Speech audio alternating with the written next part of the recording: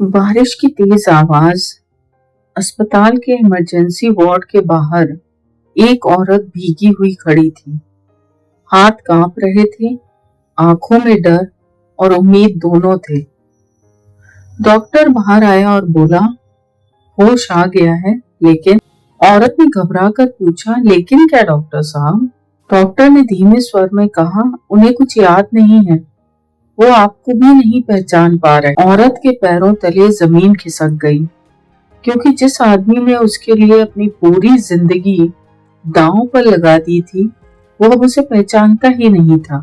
उस औरत का नाम था सीमा, और जिस आदमी की बात हो रही थी वो था उसका पति आदित्य।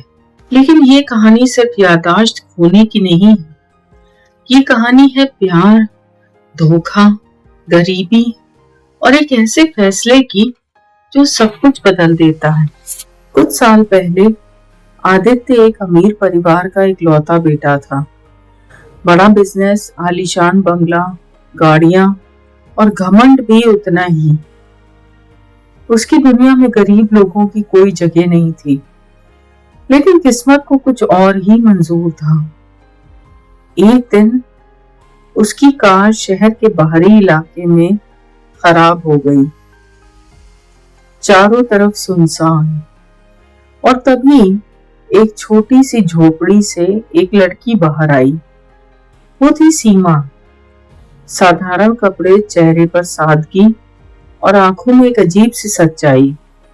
आपको मदद चाहिए? उसने धीरे से पूछा।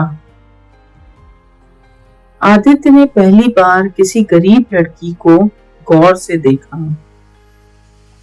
सीमा ने उसकी मदद की, अपने घर में पानी दिया, खाना दिया और अपने जान पहचान के मैकेनिक को बुलाकर कार ठीक करवाई। आदित्य को पहली बार एहसास हुआ कि असली इंसानियत क्या होती है। वो उस दिन चला गया, लेकिन सीमा उसकी यादों में रह गई। कुछ दिनों बाद वो फिर उसी जगह आया, फिर मिलने लगा। धीरे धीरे दोस्ती, फिर प्यार। आदित्य के घर वालों को जब ये पता चला तो जैसे तूफान आ गया। एक गरीब लड़की से शादी, ये कभी नहीं होगा, उसके पिता ने गुस्से में कहा। लेकिन आदित्य इस बार अड़ा हुआ था। मैं उससे प्यार करता हूँ और उसी से शादी करूंगा। घर वालों ने उसे घर से निकाल दिया और उसी दिन आदित्य ने सीमा से शादी कर ली। अब उसकी जिंदगी बदल चुकी थी। महलों से झोपड़ी तक का सफर आसान नहीं था। पैसे की कमी, संघर्ष, लोगों के ताने, लेकिन सीमा हर वक्त उसके साथ खड़ी रही। आदित्य ने छोटे छोटे काम शुरू किए, दिन रात मेहनत की। कभी पैसे कम होते तो सीमा अपने गहने बेच देती। कभी खाना कम होता तो वो खुद भूखी रहकर आदित्य को खिला देती। धीरे धीरे सब ठीक होने लगा। उनकी जिंदगी पटरी पर आने लगी। लेकिन किस्मत को शायद ये खुशी मंजूर नहीं थी। एक रात आदित्य काम से लौट रहा था। तेज बारिश, फिसलन भरी सड़क और अचानक एक ट्रक ने उसकी बाइक को टक्कर मार दी। जब उसे अस्पताल लाया गया, उसकी हालत गंभीर थी। घंटों ऑपरेशन चला और जब वो बच गया तो डॉक्टर ने एक बात कही, उसे अपनी पिछली जिंदगी की कुछ भी याद नहीं है। सीमा टूट गई, लेकिन उसने हार नहीं मानी। मैं उसे फिर से सब याद दिलाऊंगी। जब आदित्य को होश आया, उसने सबसे पहला सवाल पूछा, मैं कौन हूँ? सीमा ने मुस्कुराने की कोशिश की, आप मेरे पति हो। लेकिन आदित्य ने उसे अजीब नजरों से देखा। ये मजाक है क्या? डॉक्टर ने उसे सब समझाया, लेकिन आदित्य को कुछ भी याद नहीं था। ना उसका प्यार, ना उसकी शादी, ना उसका संघर्ष, कुछ भी नहीं। कुछ दिनों बाद आदित्य के अमीर परिवार को ये खबर मिली। वे अस्पताल पहुंचे। जैसे ही आदित्य ने अपने पिता को देखा, उसे अजीब सी पहचान महसूस हुई। उसके पिता ने उसे गले लगाया, बेटा तू वापस आ गया। और फिर उन्होंने सीमा की तरफ देखा, जैसे वो कोई अजनबी हो। धीरे धीरे उन्होंने आदित्य को अपनी पुरानी जिंदगी के बारे में बताया। बड़ा घर, बिजनेस, पैसा, और ये भी कहा तुम्हारी शादी नहीं हुई है। सीमा का दिल चीर गया। ये झूठ है, उसने कहा। लेकिन आदित्य उलझन में था। एक तरफ वो लड़की जो खुद को उसकी पत्नी बता रही थी, और दूसरी तरफ उसका परिवार जो ये कह रहा था कि वो उसे जानता ही नहीं। आदित्य ने फैसला लिया, मैं अपने घर जाऊंगा। सीमा अकेली रह गई। कुछ दिनों बाद आदित्य पूरी तरह अपने पुराने माहौल में ढल गया। महंगे कपड़े, गाड़ियां, बिजनेस, और धीरे धीरे उसने सीमा को अपने दिमाग से निकाल दिया। लेकिन सीमा हार मानने वालों में से नहीं थी।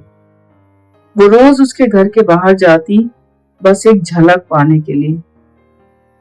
एक दिन उसने हिम्मत करके दरवाजा खटखटाया। आदित्य सामने आया। आप यहाँ क्यों आई हैं? उसने ठंडे स्वर में पूछा।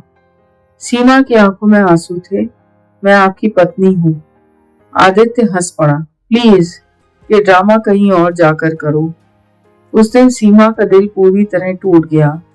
लेकिन कहानी यही खत्म नहीं होती। एक दिन आदित्य अपने पुराने सामान को देख रहा था, तभी उसे एक पुरानी डायरी मिली। उसने खोला, उसमें लिखा था, आज मैंने सीमा से शादी की, उसने मेरी जिंदगी बदल दी। आदित्य के हाथ कांपने लगे। वो पढ़ता गया। हर पन्ने में सीमा का जिक्र था, उसका प्यार, उसका संघर्ष। उसके दिमाग में हल्की हल्की तस्वीरें आने लगी। झोपड़ी, बारिश, सीमा की मुस्कान। उसी रात उसे एक सपना आया। वो फिर उसी सड़क पर था जहां उसकी बाइक फिसली थी, और कोई चिल्ला रहा था, आदित्य संभालो। वो आवाज सीमा की थी। अगली सुबह आदित्य बेचैन था। उसे कुछ समझ नहीं आ रहा था। वो उसी जगह गया जहां उसकी जिंदगी बदली थी। वही झोपड़ी, लेकिन वहां ताला लगा था। पड़ोसियों से पता चला सीमा शहर छोड़कर चली गई। आदित्य के दिल में कुछ टूट गया। वो उसे ढूंढने निकला, दिन, हफ्ते, महीनों तक, लेकिन सीमा कहीं नहीं मिली। एक दिन वो एक छोटे से अस्पताल पहुंचा जहां उसने एक नर्स को देखा। साधारण कपड़े, वही मासूम चेहरा। सीमा। वो उसे देखते ही ठिठक गया। सीमा। सीमा ने उसे देखा, लेकिन इस बार उसकी आंखों में वो पुराना प्यार नहीं था, बस एक ठंडापन। आप यहाँ क्यों आए हैं? उसने शांत स्वर में पूछा। आदित्य की आंखों में आंसू थे। मुझे सब याद आ गया। सीमा ने हल्की सी हंसी हंसी। सच में, या फिर ये भी कोई नया खेल है? आदित्य ने उसकी तरफ बढ़ते हुए कहा, मैंने गलती की, बहुत बड़ी गलती, लेकिन मैं अब सब ठीक करना चाहता हूँ। सीमा पीछे हट गई। जब मुझे आपकी जरूरत थी, तब आप कहाँ थे? आदित्य चुप हो गया। सीमा ने आगे कहा, मैंने आपको सब कुछ दिया, अपना प्यार, अपना सम्मान, अपना सब कुछ, और आपने क्या किया? उसकी आंखों से आंसू बहने लगे। उसकी आंखों से आंसू बहने लगे। आदित्य ने धीरे से कहा, मुझे एक मौका दे दो। सीमा कुछ पल चुप रही, फिर बोली, प्यार सिर्फ यादों से नहीं चलता, भरोसे से चलता है, और वो आपने तोड़ दिया। आदित्य के पास कोई जवाब नहीं था। सीमा मुड़ी और जाने लगी। आदित्य ने आखिरी बार कहा, क्या तुम मुझे कभी माफ नहीं करोगी? सीमा रुकी और बिना पीछे देखे बोली, माफ कर दिया, लेकिन अब अपनाऊंगी नहीं। और वो चली गई। आदित्य वहीं खड़ा रह गया। उसके पास सब कुछ था, लेकिन वो एक इंसान जो उसकी असली दुनिया थी, अब उसके पास नहीं था। कभी कभी याददाश्त लौटने से सब कुछ वापस नहीं मिलता। कुछ चीजें हमेशा के लिए खो जाती हैं।